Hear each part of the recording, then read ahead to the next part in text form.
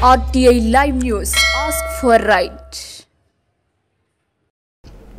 RT Live News की स्वागतम.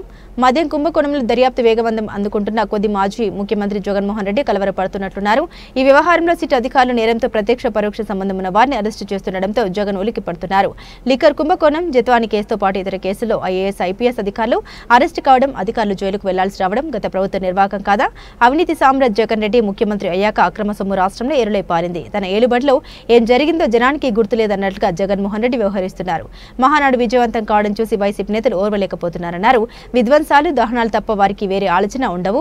లోకేష్ మాకు భవిష్యత్తు నాయకుడు. ఆయన ఎదుగుదలను చూసి తట్టుకోలేని వైసీపీ నేతలు నోటికొచ్చినట్లు మాట్లాడుతున్నారు. అవినీతి పరుడు, అవినీతి గురించి మాట్లాడడం హాస్యాస్పదంగా ఉందన్నారు. కుంభకోణం చాలా శరవేగంతో ముందుకెళ్తా ఉంది. ప్రత్యక్షంగానూ పరోక్షంగానూ సంబంధం ఉన్నటువంటి అనేక మంది ఆ కుంభకోణంలో కలుగులోంచి బయటకు వస్తూ ఉంటారు. మరి జగన్మోహన్ రెడ్డి గారికి ఇలా కలవరం పట్టుకుంది. ఎక్కడ మద్యం కుంభకోణంలో ఏ రకంగా ఏ పరిణామాలు ఉంటాయనే దాంట్లో కలవరం పట్టుకుని ఈనాడు వారు వ్యవహరిస్తూ ఉన్నారు. లిక్కర్లో కానీ, అదేవిధంగా జత్వాని కేసుల్లో కానీ కొంతమంది అధికారులు ఎవరైతే చట్టానికి వ్యతిరేకంగా, నిబంధనలకి వ్యతిరేకంగా పనిచేశారో వారిని చట్టం తన పని చేసుకుంటాం. అటువంటి కేసుల్లో ఉన్న వాళ్ళు ఈ రోజున ఎందుకు ఐఏఎస్, ఐపీఎస్లో కేసుల్లో పడుతున్నారంటే అది మీ ప్రభుత్వం 5 ఏళ్ల కాలం చేసిన పాపాల వల్ల వచ్చి కలిగినటువంటి మీ నిర్వాహకం అని కూడా ఈ సందర్భంగా నేను తెలియజేస్తా ఉన్నాను. అటువంటి ఈనాడు ముఖ్యమంత్రి గారు 5 ఏళ్ల పాలన ఒక అవినీతి సామ్రాట్గా ఆయన పాలనలో వైసీపీ నాయకులు అవినీతి అక్రమ సొమ్ము ఏరులై పారి మరి ఈనాడు తన పాలనలో ఏం జరిగిందో ఏందో తెలియని పరిస్థితుల్లో ఈనాడు జగన్మోహన్ రెడ్డి గారు మాట్లాడుతూ ఉన్నారు. మరి ఈనాడు చంద్రబాబు నాయుడు గారి మీద ఆరోపణలు చేస్తూ ఉన్నారు. చంద్రబాబు నాయుడు గారు ఏదో కుంభకోణాలు చేశారంటున్నారు అని మాట్లాడుతూ ఉన్నారు. ఇది విపరీతమైన మనస్తత్వానికి, అతను విపరీతమైన మనస్తత్వానికి నిదర్శనంగా నేను తెలియజేస్తూ ఉన్నాను. మరి ఈనాడు తెలుగుదేశం ప్రభుత్వ అధికారంలోకి వచ్చిన తర్వాత అనేక రకాలుగా రంజకమైన కార్యక్రమాలు చేసుకుంటూ ముందుకెళ్తూ ఉంది. మరి ఈనాడు మహానాడు గొప్పగా విజయవంతమైంది. ఆ మహానాడు మీద కూడా వారకలేక దహనాడని, దహననాడు అంటే నాకు అర్థం లేదు. వారు మాట్లాడిన మాటలో ఇక్కడ మరి స్థానిక మాజీ శాసనసభ్యులు జగ్గిరెడ్డి గారు, వైసీపీ నాయకులు మహానాడుని గురించి మాట్లాడుతూ మొన్న అనేక రకాలుగా మహానాడుని కించపరుస్తూ మాట్లాడారు. ఇది తెలుగుదేశం పార్టీ ఆవిర్భావం నుంచి కూడా ప్రజల కోసం చేసుకునే పండగ. మరి అనేక నిర్ణయాలు తీసుకుని పెద్ద ఎత్తున కడప వారి జగన్మోహన్ రెడ్డి గారు ఎలాగ అంటారే అలాంటి ఎలాగాలో కూడా బ్రహ్మాండంగా మరి ప్రజాస్పందన పూర్వంగా మహానాడుని విజయవంతం చేయడం జరిగింది. ఇది తట్టుకోలేక, వారవలేక బురద జల్లే కార్యక్రమాల కింద లేనిపోని ఆరోపణలు చేస్తూ ఉన్నారు. దాన్ని నేను ఖండిస్తూ ఉన్నాను. అదేవిధంగా లోకేష్ గారిని భవిష్యత్తు నాయకుడు, ఆయన తెలుగుదేశం పార్టీకి లోకేష్ గారి భవిష్యత్తు నాయకుడు, ఆయన కూడా నోటుకు వచ్చినట్టు మాట్లాడుతూ ఉన్నారు. అంటే అవినీతితో కూడిపోయిన వైసీపీ నాయకులు అవినీతి గురించి మాట్లాడుతుంటే చాలా హాస్యాస్పదంగా ఉంది.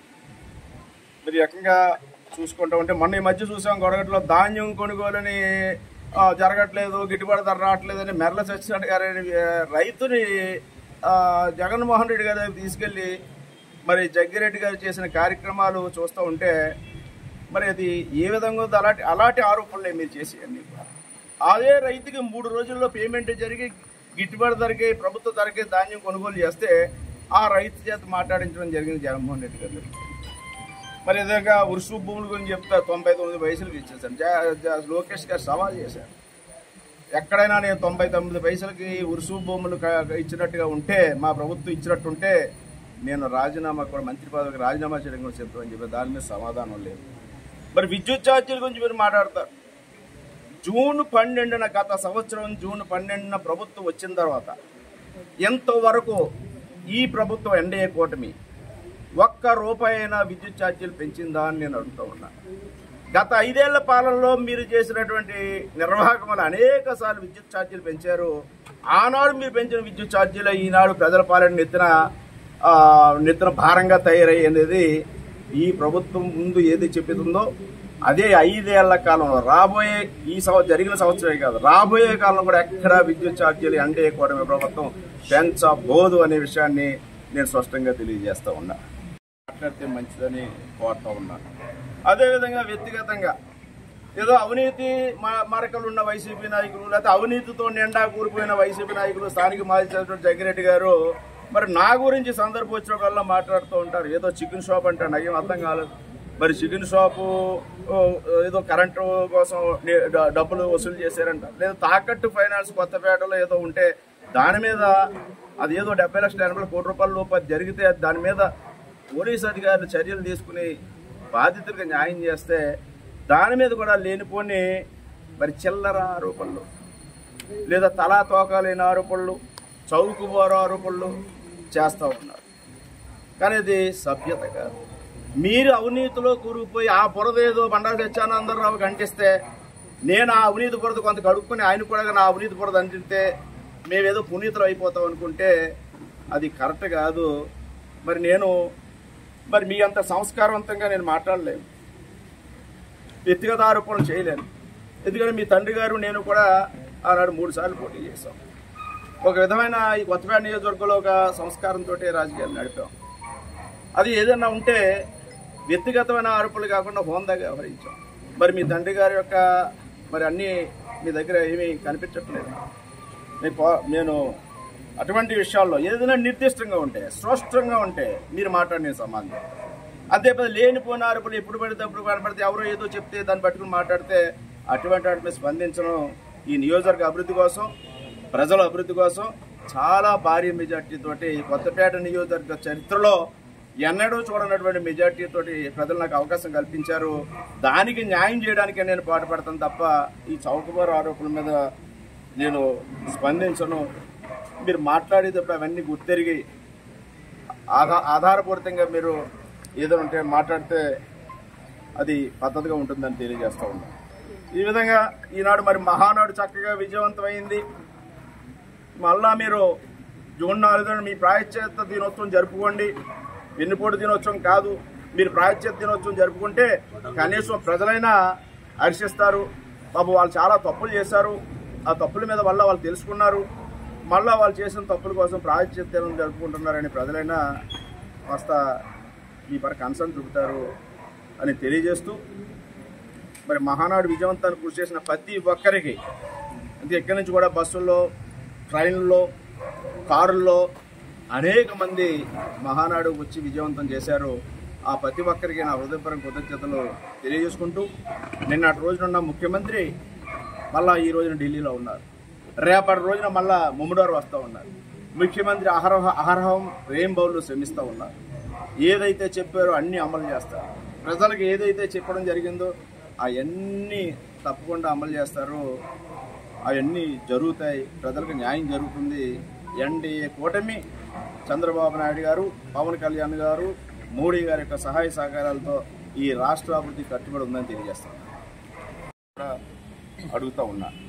అదేవిధంగా లోకేష్ గారి గురించి మరి విమర్శిస్తే ఈనాడు స్థానిక మాజీ శాసనసభ్యుడు జగ్గిరెడ్డి గారికి ఒక ఫ్యాషన్ అయిపోయింది. కానీ లోకేష్ గారిని విమర్శిస్తే అది ఏదో ఇదిగా ఫీల్ అవుతూ ఉన్నారు. మరి ఏదైనా మంచి కార్యక్రమం చేస్తే అంతనే దాని మీద ఏదో విధమైన ఆరోపణలు చేయటం, పొరచల్లటం. మరి మహానాడు మీద ఉన్నటువంటి మరి యువ నాయకుడు లోకేష్ గారిని జాకీలు పెట్టి లేపాలని అడిగితే జాకీలు పెట్టి లేపాల్సిన అవసరం లేదు. ఆల్రెడీ ప్రజల గుండెల్లో స్థిరమైపోయాడు లోకేష్ గారు, ఎమర్జ్ అయిపోయాడు.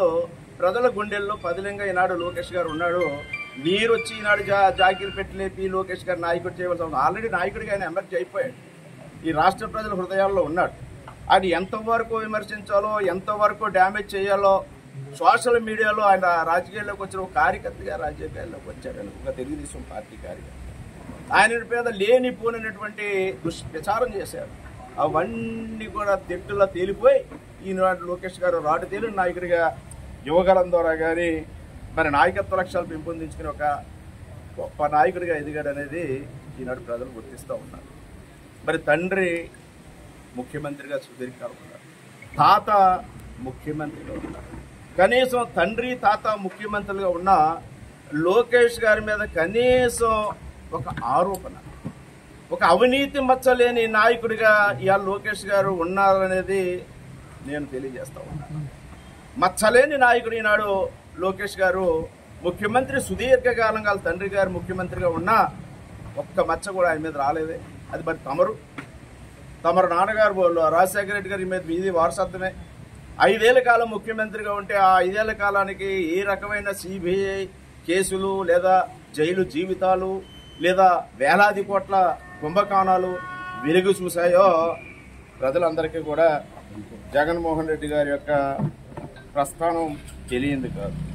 మరి లోకేష్ గారి సంక్షేమ కార్యకర్తల సంక్షేమ నిధి కానీ మరి యువగలం కానీ లేదా మంగళగిరిలో ఓడిపోయినా ఎక్కడ వెరవకుండా ఎక్కడ ఓడాను అక్కడే నెగ్గాలని ఎప్పుడో 1985లోనే తెలుగుదేశం పార్టీ గెలిచిన తర్వాత మళ్ళా ఎప్పుడు తెలుగుదేశం పార్టీ అక్కడికి గెలవలేదు. అలాంటి స్థానంలో రాష్ట్రంలోనే 90,000 పైన అత్యధికమైన మెజార్టీతోటి ఎక్కడ ఓడాడో అక్కడే గెలిచి చూపించిన నాయకుడు లోకేష్ గారు. అటువంటి నాయకుడి మీద మీరు వారలేక తట్టుకోలేక లోకేష్ అనే ఫోబియాతో మీ వైసీపీ నాయకులు ఇప్పుడు జగ్గిరెడ్డి గారు మాట్లాడుతూ ఉన్నారు. ఒక ఐటీ మంత్రిగా అనేక ఉద్యోగాలు ఈనాడు తెస్తూ ఉన్నాడు, అనేక నిధులు తెస్తూ ఉన్నాడు. ఒక విద్యామంత్రిగా సమూలమైన మార్పులు తీసుకొస్తా ఉన్నాడు. మీ అందరికీ లోకేష్ గారి భయంతో మీరు మాట్లాడుతూ ఉన్నారు. మరి అవమానపరిచేలాగా కించపరిచేలాగా మాట్లాడటం సభ్యత కాదని తెలియజేస్తాం. ఆయన వ్యక్తిత్వాన్ని కించపరిస్తే మీ వైసీపీ నాయకుల యొక్క వ్యక్తిత్వం బయటపడదు తప్ప ప్రజలు అన్నీ గమనిస్తున్నారని తెలియజేస్తాం. మరి అటువంటి ఈనాడు లోకేష్ గారిది మరి ఈనాడు తండ్రి మరణదర్జ వైఎస్ రాజశేఖర రెడ్డి గారు చెందిన జగన్మోహన్ రెడ్డి గారు ఏం చేశారో తెలిసి ముఖ్యమంత్రి పదవి కోసం, లేదా తర్వాత బాబాయ్ హత్య జరిగినప్పుడు ఏ రకంగా ఒక సానుభూతి కోసం దాన్ని కూడా ఒక రాజకీయాలకి లబ్ధి కోసం అడ్డం పెట్టుకుని ప్రయత్నం చేసిన నాయకత్వం మీది. మీరు ఎన్ని డ్రామాలన్నా ప్రజలు అన్ని గమనిస్తూ ఉన్నారు. మరి యొక్క మీ ప్రభుత్వంలో జరిగిన నేరాలు భారాలు రాజ్యాంగ హక్కుల హరణాలు ఇవన్నీ కూడా ప్రజలు మర్చిపోతారనుకుంటే పొరపాటు.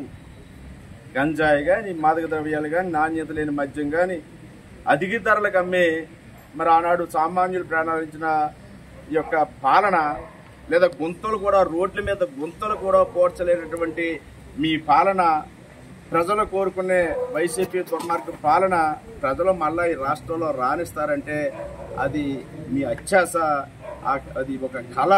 అది ప్రజలు మళ్ళా వైసీపీ పార్టీని మళ్ళా బయటికి తీసుకొచ్చే పరిస్థితి లేదు అని తెలియజేస్తా ఉన్నాను. అధికారంలోకి వచ్చి అంటే ఎన్డీఏ కూటమి ప్రభుత్వం వచ్చిన తర్వాత సంవత్సర కాలంగా ప్రజాదరణ చూరగొని మహానాడు కడపలో గొప్పగా విజయవంతమైన సందర్భంలో వైసీపీ నాయకులు సంవత్సర కాలం ఎన్డీఏ కూటమి పాలనపై వెన్నుపోటు దినం రేపు సంవత్సరం ఏనాడైతే రిజల్ట్స్ వచ్చాయో జూన్ 4వ తేదీన వెన్నుపోటు దినం చేస్తామని ప్రకటించడం చాలా చాలా హాస్యాస్పదం. ఇది వారి వైఖరిని తెలియజేస్తూ ఉంది. నేను అంటా ఉన్నా, వాళ్ళ పాలనలో 19 నుంచి 2024 2019 నుంచి 2024 దాకా 5 ఏళ్ల పాలనలో ప్రజలు ఎంతో నమ్మకంతో విశ్వాసంతో 151 సీట్లు ఇచ్చి పట్టం కడితే 2024 వచ్చేసరికి ప్రజల యొక్క ఆశలు వంపు చేసి ఒక విధ్వంసకరమైన పరిపాలనతోటి రాష్ట్రాన్ని సర్వనాశనం చేసినందుకు రాష్ట్రాన్ని సర్వనాశనం చేయడం ద్వారా ప్రజల్ని వాళ్ళు వెన్నుపోటు పొడిచారు వైసీపీ నాయకులు. అదే రోజున మళ్ళా ఏ మొహం పెట్టుకుని మళ్ళా ప్రజా తీర్పుని అవమానపరిచే విధంగా దానిని వెన్నుపోటు దినోత్సవంగా ప్రజా తీర్పు ఇచ్చిన రోజున వారు చేస్తా అన్నారంటే నేను వారిని మీరు చేయాల్సింది వెన్నుపోటు దినోత్సవం కాదు, ప్రాయశ్చిత్త దినోత్సవం చేసుకోవాలని తెలియజేస్తూ ఉన్నా. ఎందుకంటే మీరు చేసిన ఆ యొక్క విధ్వంసక పాలన, అరాచక పాలనకి ఒక ముఖ్యమంత్రిగా జగన్మోహన్ రెడ్డి అనర్హులు, వారికి పాలన చేత కాదు అని ప్రజలు కేవలం 11 సీట్లకే జూన్ 4న పరిమితం చేశారు. ఆ రోజున మీరు మీ పరిపాలన ఒక్కసారి మీరు గుర్తుకు తెచ్చుకుని మీరు ప్రాయశ్చిత్త దినోత్సవం చేసుకుంటే బాగుంటుందని నేను తెలియజేస్తా ఉన్నాను.